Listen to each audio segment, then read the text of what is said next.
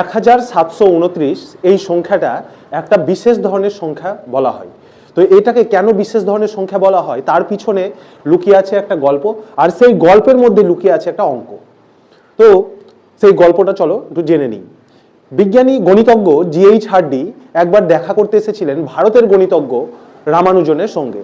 তো তারা একটা গাড়িতে চেপে যাচ্ছিলেন এবং সেই গাড়ির নাম্বার প্লেটে লেখা ছিল, নাম্বারটা ছিল 1729, এবং সেই নম্বরটা দেখেই গণিতজ্ঞ স্যার রামানুজন বলেন যে 1729 কিন্তু একটা বিশেষ ধরনের সংখ্যা। তখন জিএইচ হার্ডি বলেন যে কি আছে এই সংখ্যার মধ্যে যে এটাকে তুমি একটা বিশেষ সংখ্যা বলছো।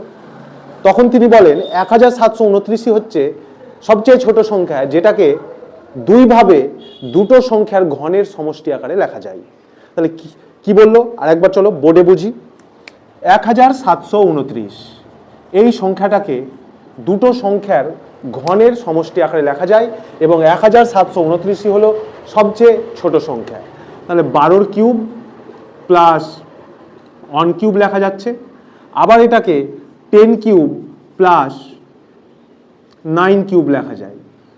তখন জিএইচ হার্ডি বলে বাহ, তোমার তো সেই মাথায় এসেছে ব্যাপারটা যে 1729 হচ্ছে একটা সবচেয়ে ছোট সংখ্যা এবং যেটাকে দুটো সংখ্যার ঘনের আকারে লেখা যায়।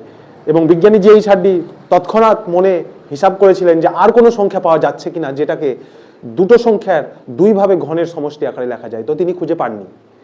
তখন তিনি মেনে নিলেন যে এটাই হচ্ছে সব থেকে ছোট সংখ্যা।